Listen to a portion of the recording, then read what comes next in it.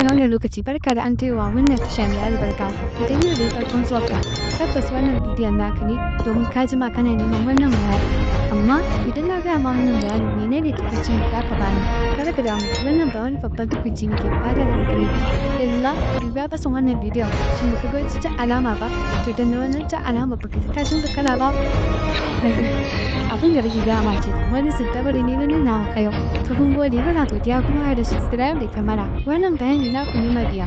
so muna godiya sosai da addu'a da kuke tura mana a WhatsApp da kuma famu shawarwari to gaskiya ta wannan bangaren muna jin daɗi kuma muna alfahari da ku sai dai akwai wani korafi dai da muka kasa cika muku a yau shi ne zan yi bayani a kansa ku shiga cikin wannan bidiyo don sanin komai da komai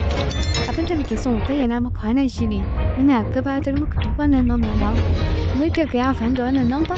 za ka samu fina-finai a ranar da suka mutala mai sanar da kai a lokacin da ya fita kai zan yi cima a mintin da ya fita kai za ka kalla kowace ƙasa kake a fadin duniya kai da abin da za ka kasance da wannan number domin tana da muhimmanci a gare ka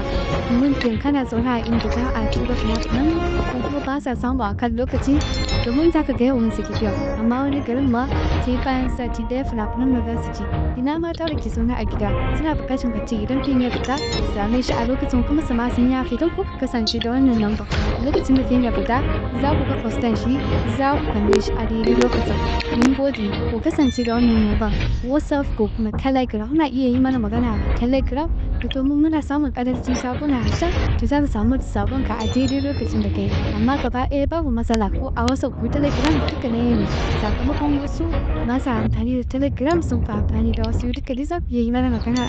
mun gode ku kasance da wannan number domin ra'ashi wannan tsari